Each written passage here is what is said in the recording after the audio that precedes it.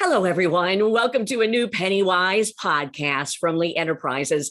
I'm your host, Teri Barr. Happy to have joining us today. We're going to talk about savings and doing this in a whole new way at a whole new time.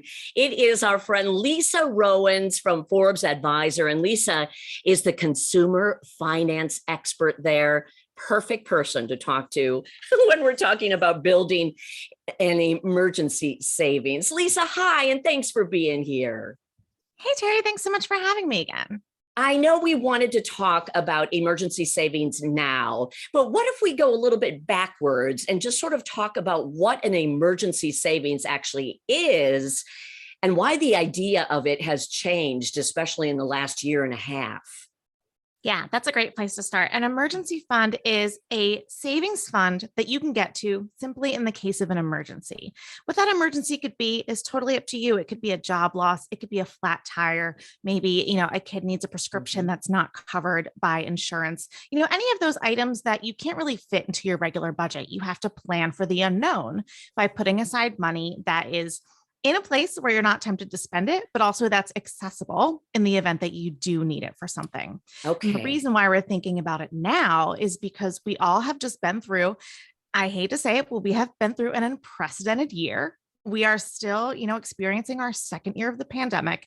And a lot of people have found that what they thought they had ready for an emergency or what they thought they were saving or doing right may not have exactly been the case, or they may need to rethink what they're going to do in the future to make some better choices for their finances. So this is a great time to sort of take a reset, especially like we are almost hitting that back to school time of year, which I think is a great time to do any financial checks that you have a chance to do.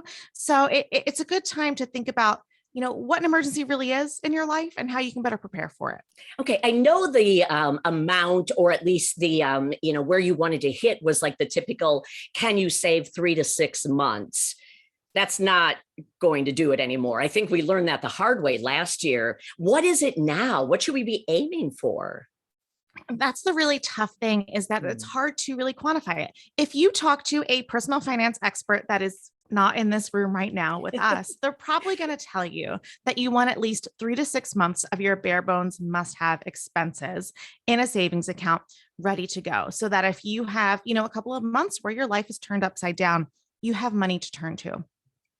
Now, after the pandemic, we're seeing that maybe you want to have longer than that. Maybe something could happen that is going to affect not only multiple members of your household, but multiple members for several months at a time. So I think a lot of people are wondering whether they can sort of accelerate their savings and sort of power it up to be ready for that worst case scenario. Yeah. But I will tell you this, Teri, is that it's not just as easy as saying you need a certain amount. And this is evident in a survey that we did at Forbes Advisor back in early May. And if you think back to early May, we were feeling a little bit more bullish, I think, about the economic recovery. It was before Delta and Lambda came along and whoever else is coming to this frat party. But we were thinking back on the past year, and we asked survey respondents how much they had saved for emergencies and how much they spent. And across the board, not many people had more than 6 months saved. We saw a lot of 1 to 3 months that they had saved, a lot of 3 to 6 months that we had saved. But even when you looked at income differences, you didn't really see much more than that. And now, if you ask people what they think should be practical for the future, for their savings, for their emergency savings fund, they're still saying maybe 3 to 6, maybe 1 to 3 months. They're still not sure. And that really highlights how subjective it is for your own personal situation. For example, if you're someone who works in a very reliable industry, maybe you don't need as much of a cushion. But maybe if you're a gig worker or you are someone who deals with seasonal fluctuations in your career, you may want to have a bigger cushion. So it is very subjective. And that's why it's so hard to nail down that ideal range, because not everyone is going to fit into that ideal. That's for sure. And boy, did we learn that the hard way in the last year. This has to upended what you do a little bit too, to sort of rethink what it means to have an emergency savings. What do you feel you're learning through this whole thing? it really brought to mind how much people are thinking about this and how Yeah. they're thinking about getting by. We saw in the survey that we did back in early May, I was really surprised at the amount of people who just exhausted their emergency funds completely, Mm. right? So I wrote down some stats here because I wanted to make Yeah. sure I remembered. So 30% of people in our survey who had an emergency fund used every single penny. So, take Oh. three people out of 10 in a room, and three of them have nothing in savings left. And 70% of people who started the pandemic with emergency savings used at least half. So we're coming out of this period in history that none of us could have planned for. Right. And a lot of us are really having to rebuild our finances from scratch. And so when I look at that situation, I can't exactly say to people, just automate all your savings, like pay yourself first, make sure you're putting money every paycheck into a savings account. We still have between 7 and 9 million people who are out of work. Mm-hmm. We still have people who are waiting on things like rent relief, waiting to get their new expanded child tax credit payments. There's still a lot in flux for a lot of people.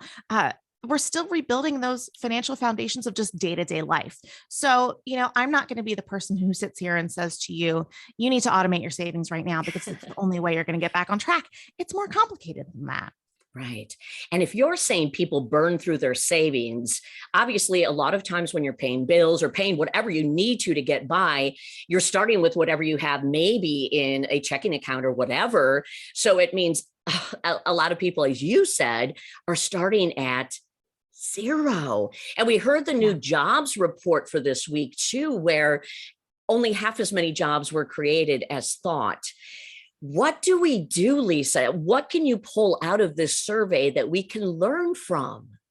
Yeah, I think the first most important thing is the knowledge that this kind of savings account is important. You can't really fly by the seat of your pants anymore, no matter how confident you are in your family situation or your job or where you live. You have to be prepared for that worst case scenario.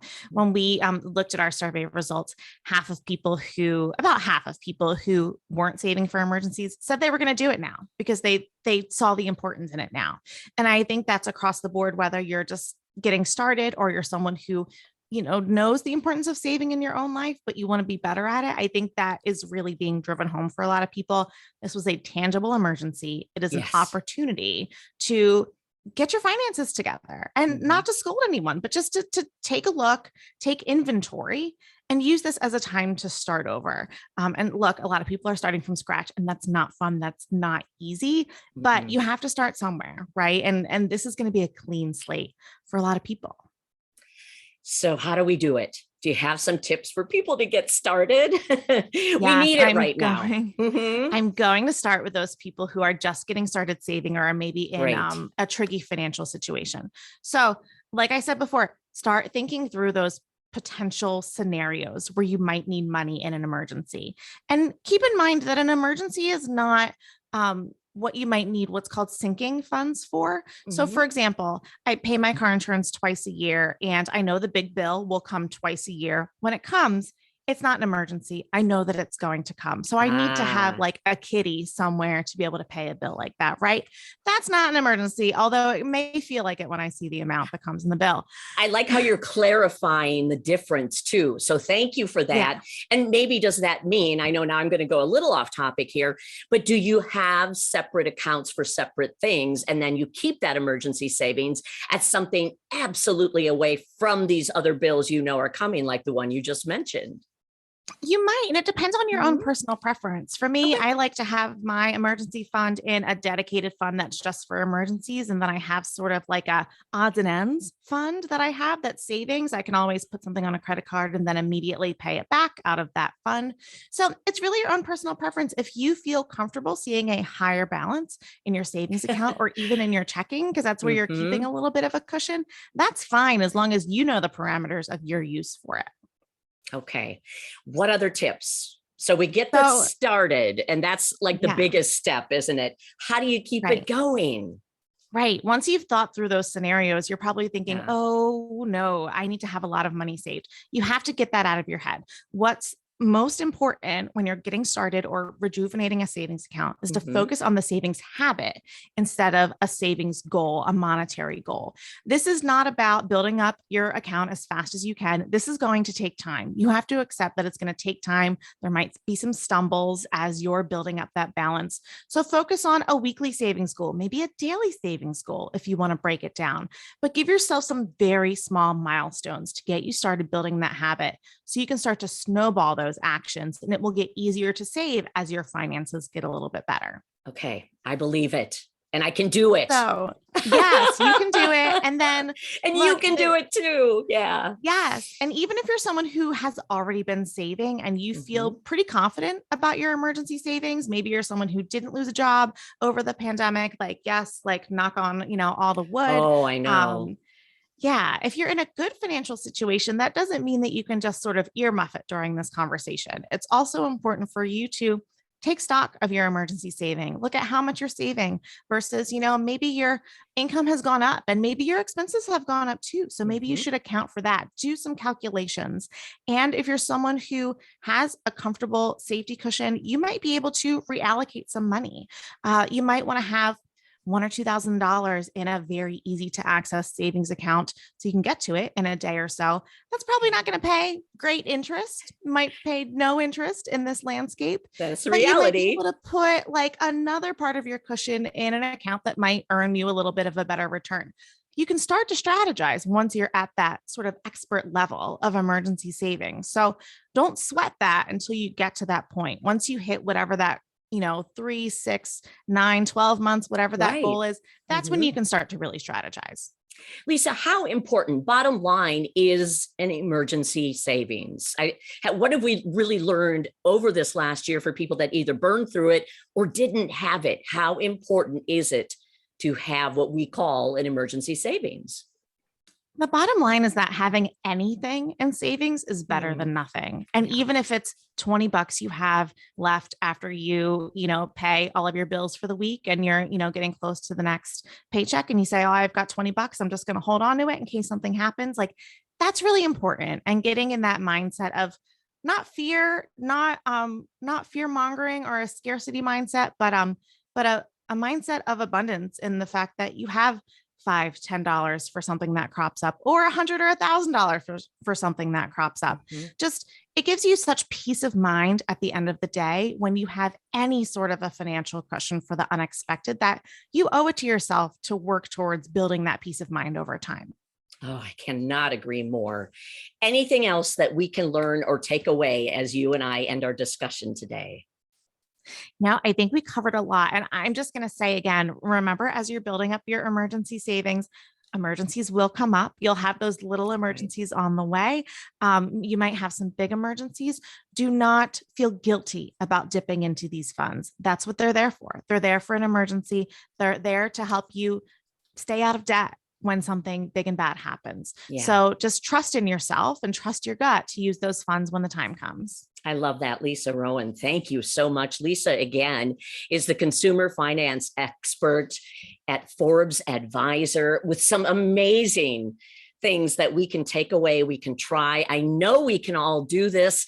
And right now may be the most important to start it. If you have never started with an emergency savings account before, Lisa gave us some actionable tips to help us all get it going. Lisa, thank you so much.